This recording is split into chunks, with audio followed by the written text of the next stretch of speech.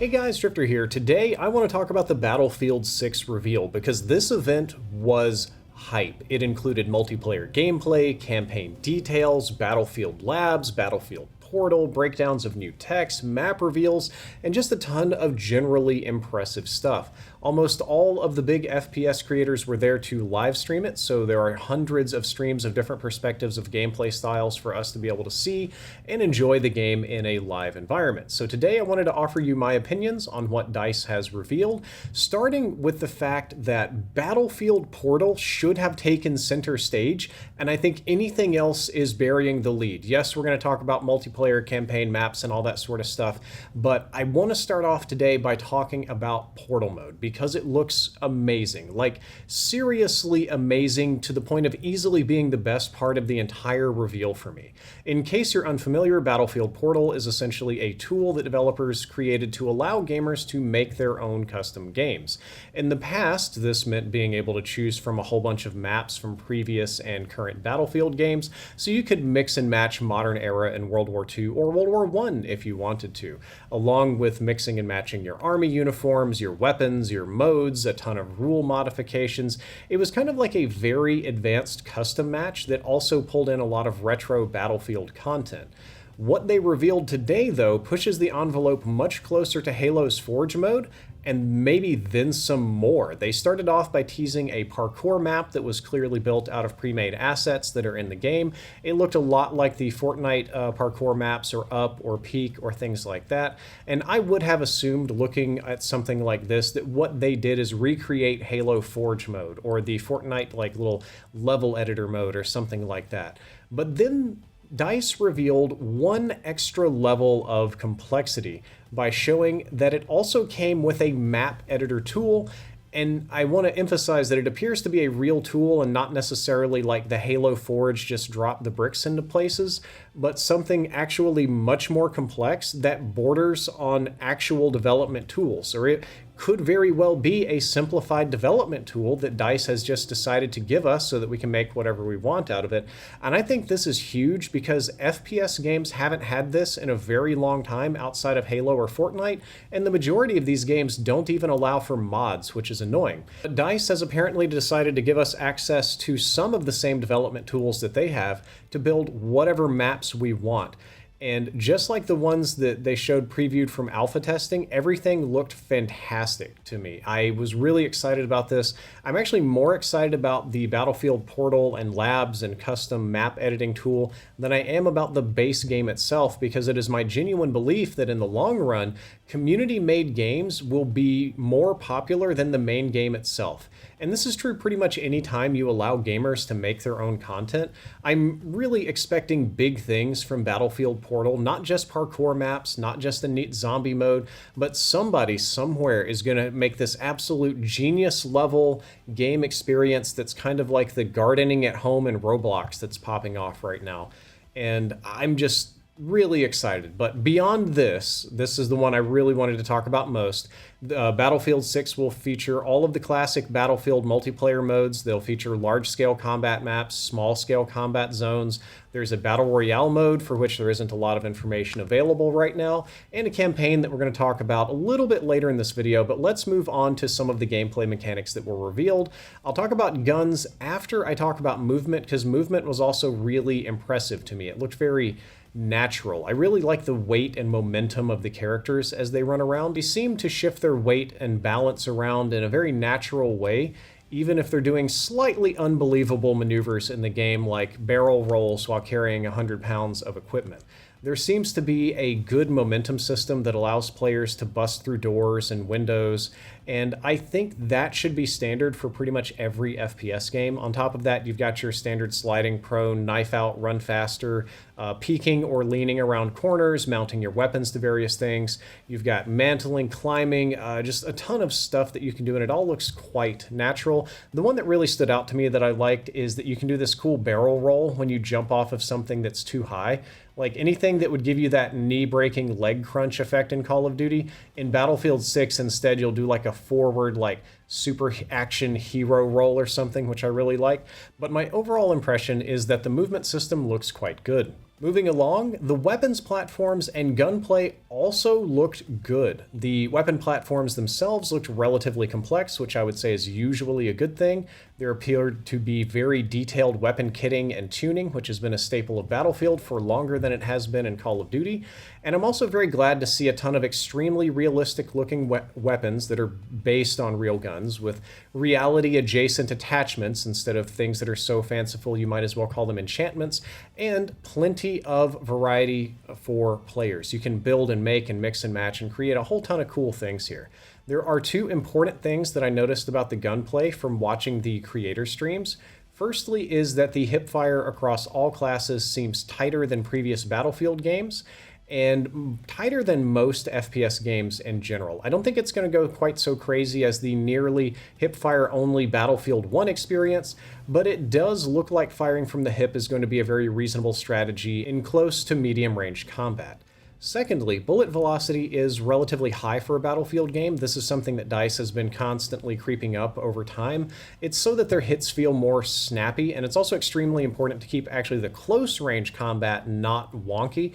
Previous Battlefield games would sometimes struggle with their bullets in close and even sometimes medium-range combat because they were really slow projectiles instead of hit scans, and it just was somewhat mentally incongruent with real guns. Doesn't seem to be a problem in Battlefield 6, though. Health and time to kill seem very similar to previous Battlefield games. There's not a lot to talk about there. If you've played any Battlefield game, you're going to be familiar with this time to kill.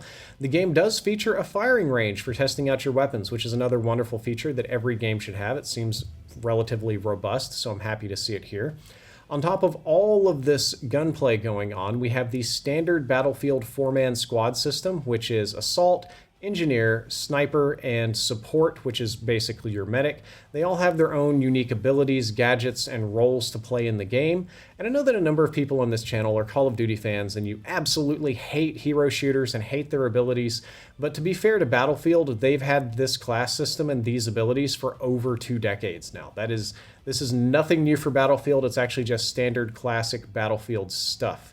Moving along to the campaign, it's also looking promising. It looks like a soft reboot of Bad Company 2, which I think the community would agree is a good thing.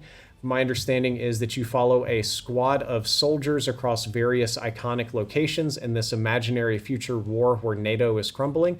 So you've got a variety of locations across Eastern Europe, Western Europe, the Middle East. You've got Gibraltar, Tajikistan, but the map that stands out the most to me is Brooklyn. You can tell they clearly put the most amount of work in Brooklyn. Not only does it look realistic, but it's gorgeous. You can blow it up, and it seems to play really well. So I'm looking forward to the Brooklyn map. I actually went off tangent there. The Brooklyn map is in multiplayer, but it is in the campaign as well.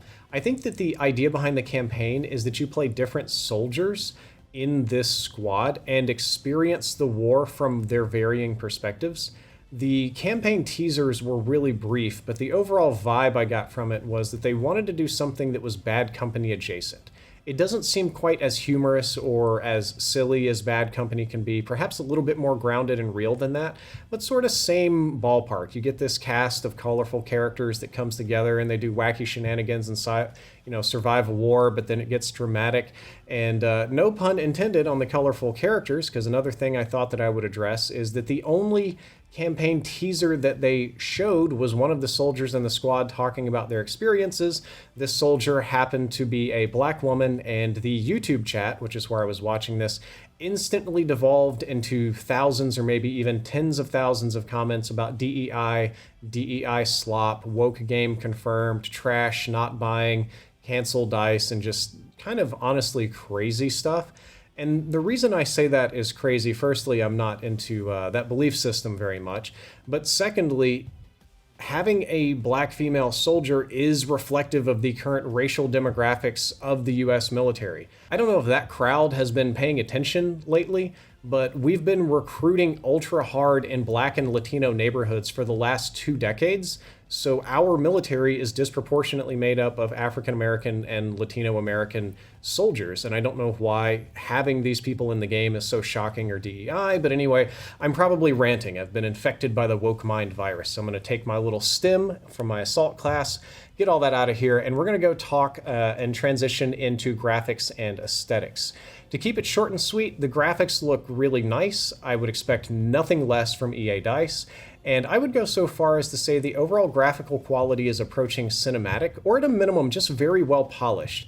But it's polished in a way that really emphasizes the grit and grime of real combat. The developers at this event said the word grit and grittiness and grime and realism, and that sort of tone, they hit that point over and over and over. The grittiness of this game.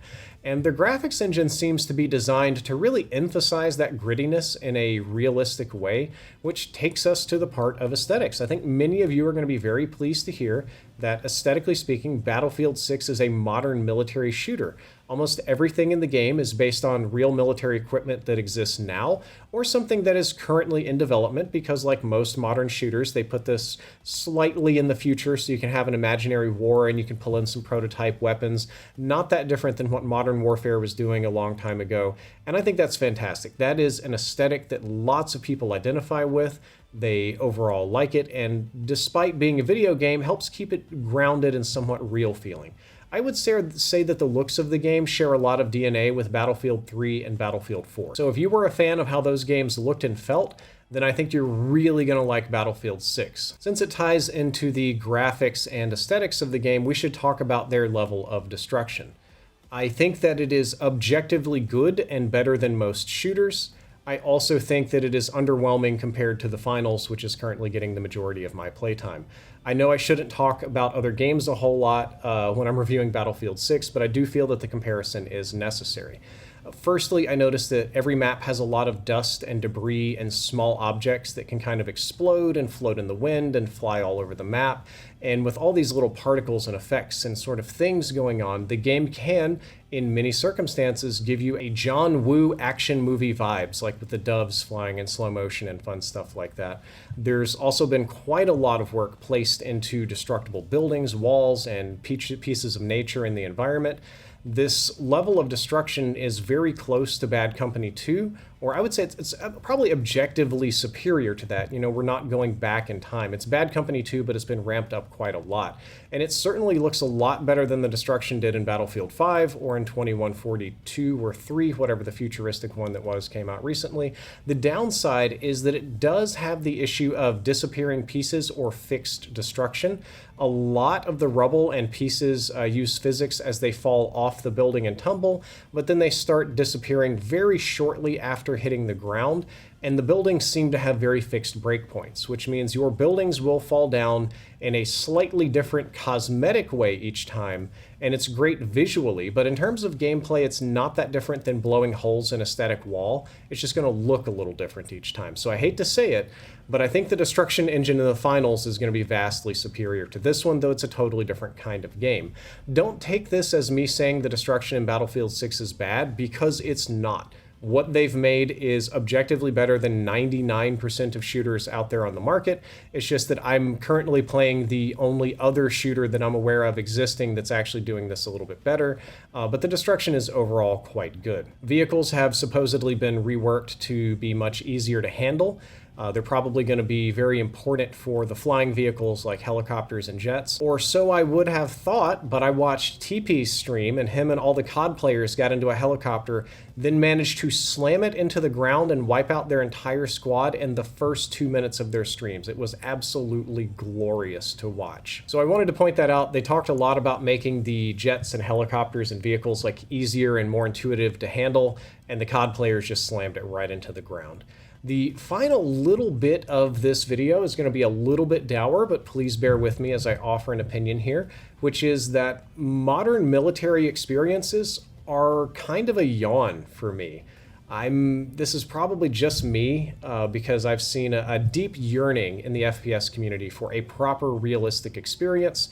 People have been begging Call of Duty and Battlefield and basically every game to go back to being modern military instead of either anime character hero shooters or I'm going to be modern military wink wink and then drop Beavis and Butthead and Rick and Morty skins and crazy stuff like that in their game. They just want a game that looks right. And so if you enjoy this kind of aesthetic and this is what you want, I think it's totally okay, and I would advise you to enjoy the things that you like.